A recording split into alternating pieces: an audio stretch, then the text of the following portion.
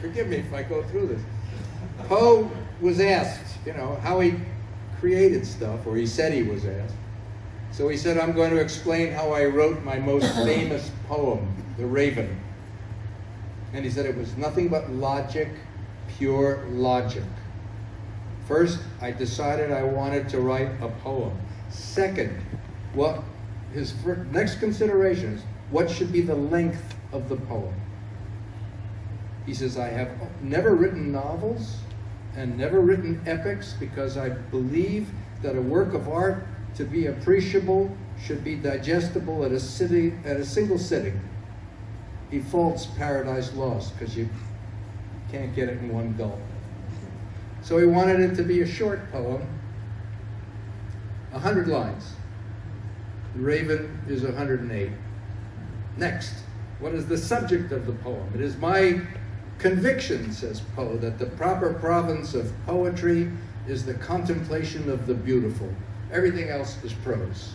So I now had a 100-line poem about something beautiful. What is the greatest beauty in Poe's opinion? Sad beauty. I now had a 100-line poem about something sad. What is the saddest beauty that Poe could imagine? Death. Whose death is the saddest that he could imagine? The death of a maiden. I now had a 100-line poem about the death of a maiden. At this point, Poe says, I wanted to have a chorus, a refrain, a stanza, something, a phrase, maybe even a word. What's the saddest word he could think of? Nevermore. Now we got a 100-line poem about the death of a maiden, and the answer is nevermore. And by the way, it is an answer. So somebody's asking questions. That's a no-brainer. Must be the lover of the dead girl. We now have a 108-line poem about the death of a maiden with the lover asking questions to which the remorseless and implacable answer, nevermore. That is kind of repetitive, almost not quite human. So he thought, maybe it's a parrot. Maybe he's talking to a parrot. But he said, a parrot is a comical bird. It didn't have the right and I don't know what that word, how you spell that word. So he said, but then he remembered that ravens could mimic human speech.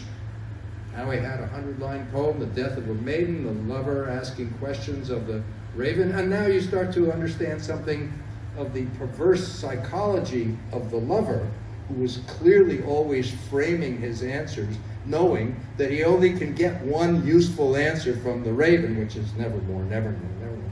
And then finally the question, how do you put the lover and the raven together? First he thought of doing it in the woods, the raven's milieu, but that seemed to lack the voluptuous, claustrophobic intensity that he was after. So he put the lover in his study and the raven tapping at his chamber door, etc. Now it seems to me there's 4 possibilities here.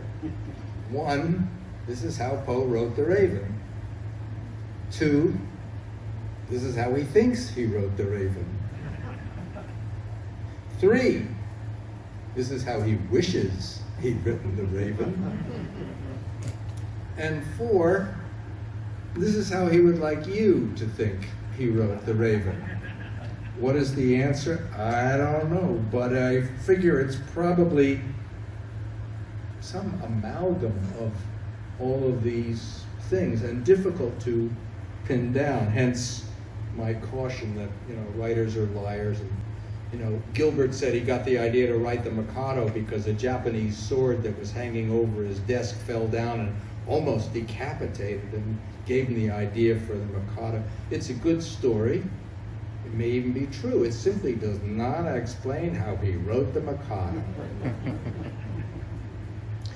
Leo Tolstoy, the author of my favorite novel, War and Peace, once stated that the purpose of art is to teach us to love life.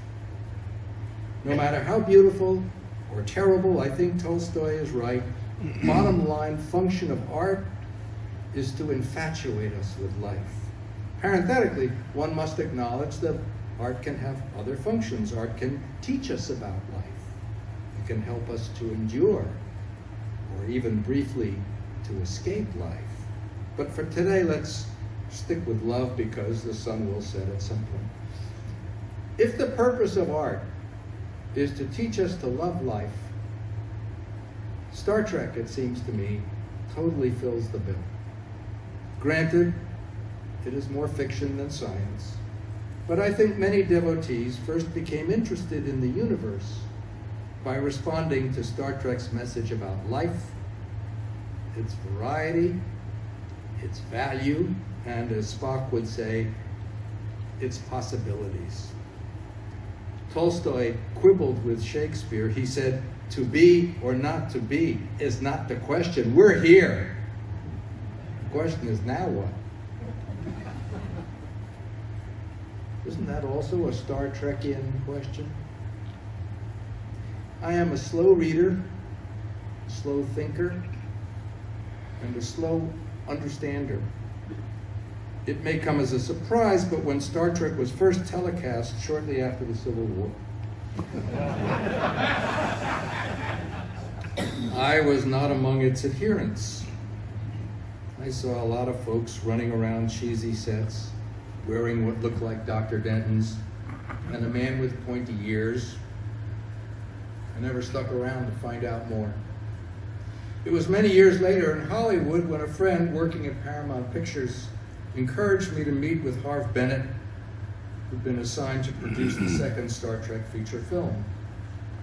Harve, a remarkable man who had produced a great deal of television, including Mod Squad and The $6 Million Man, and perhaps more importantly, the first big-time miniseries, Rich Man, Poor Man, had never made a feature film.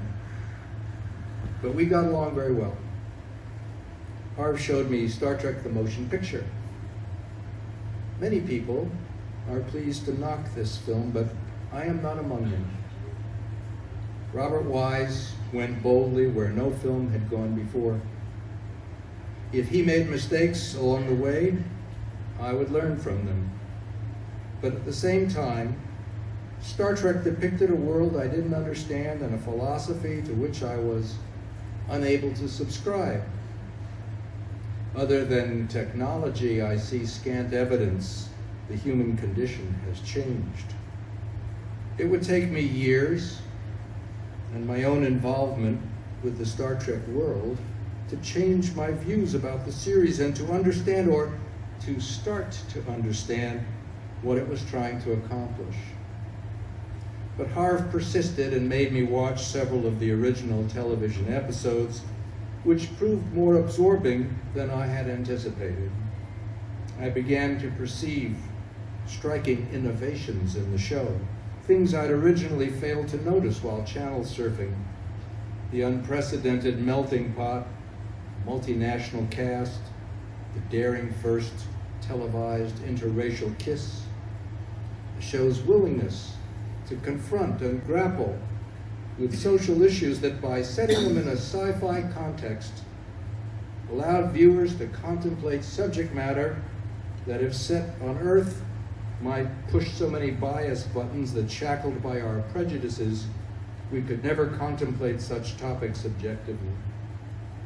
The best science fiction, it seems to me, and I'm sure this isn't news to you, whether set in the past, the future, or outer space, seems always to reflect the human condition of the time in which it was created, like all art.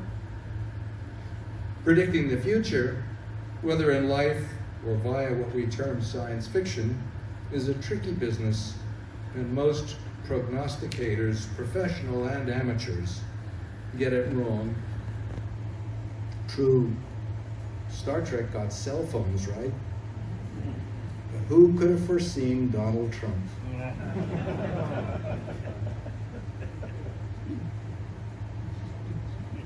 Science fiction always winds up depicting the time in which it was made, rather than the time in which it is supposedly set. Harve Bennett had promised that draft 5 of the script of Star Trek II would arrive imminently. I waited, and I waited. It was 3 or 4 weeks later that I woke up and found myself wondering what had become of the script that Harv had promised to send. I called him and found him embarrassed. He said, "Kid," he was always calling me kid. There was a time when I was. He said, "I can't show you the script." What he said was, "My tits in a ringer." I had never heard that before.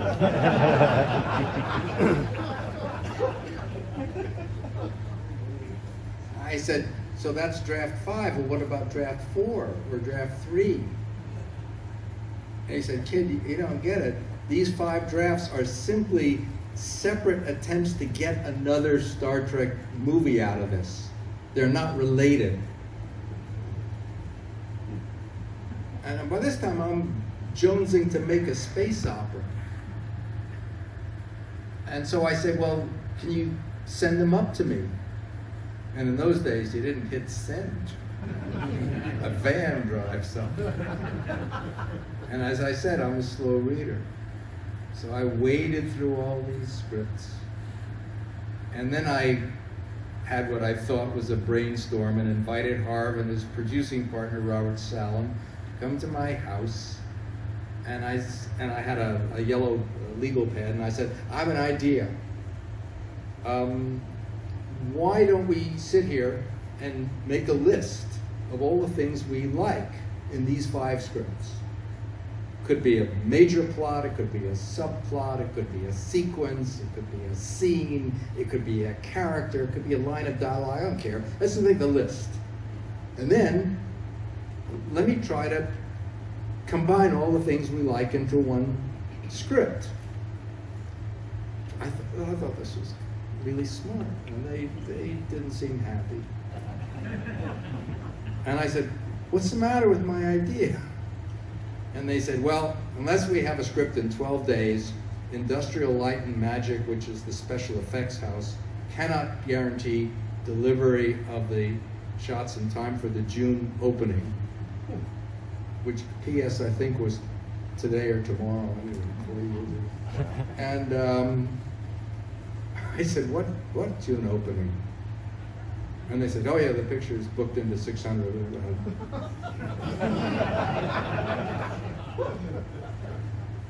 I said, "What?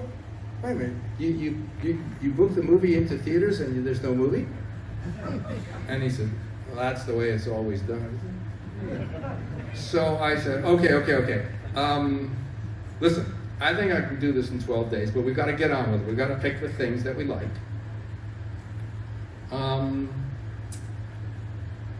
And they still didn't look happy. And I said, now what's the problem? He says, "The problem is we couldn't even make your deal in 12 days. And at this point, and I've had a lot of time to reflect on what happened next, I said, "Look, forget about my deal, forget about the money, forget about the credit. I'm already going to be the director, we know that, that's a done deal. But if we don't do this now, there's not going to be a movie. What are you saying?" Later, when I told my agent this, he said this was the time when he realized that the priesthood was not a career for which he was cut out, which he had contemplated at one point, because he wanted to kill me. Anyway, I don't remember anything about the 12 days, but it was like fiddling with a Rubik's Cube. And I just, and basically, I would say 85% of the dialogue is mine, about 15% of it was Harv's, and somehow we cobbled this thing together. Thus began my first Star Trek film. It's proper, I think, to point out that following my directing debut, Time After Time, well, the book,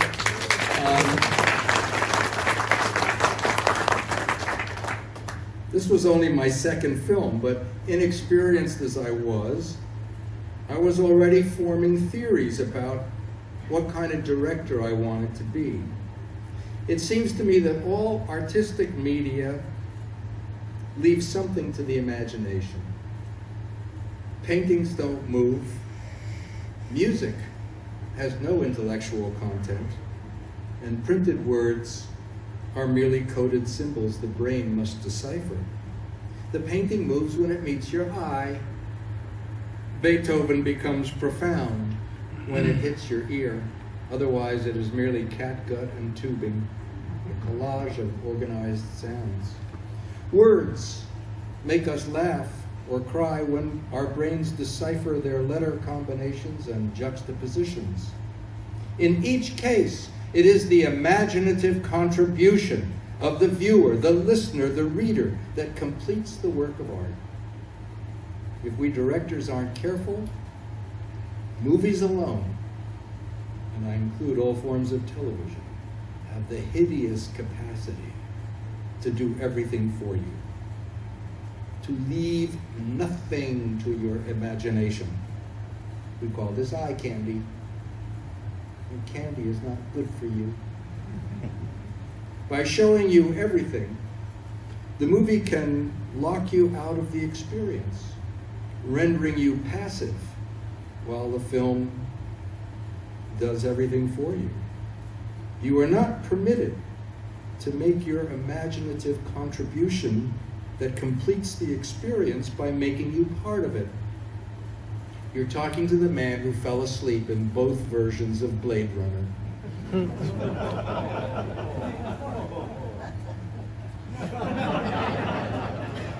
Me too. As a director, I am always in search of what I can leave out. Just because somebody points to something in a movie doesn't mean you have to show what they pointed to. It can raise suspense mightily if we prolong or never show it. Horror movies have long understood this. The victim's eyes widen with shock or repulsion at something we cannot see. Our imagination, Spock already speaks in a slightly exalted language, and I was looking for something, I suppose you would say Shakespearean, something like that. And once you get into Shakespeare, Moby Dick is not far behind, because obviously Herman Melville was a fan. And the thing about Moby Dick and Shakespeare is they're not in copyright. Maybe I didn't write as much of that script as I think. In that tale, Captain Ahab, like Khan, defying all logic and reason, seeks vengeance on the creature that maimed him. But for Ahab, Moby Dick is not a dumb beast, but a mask for something entirely unnatural and malign.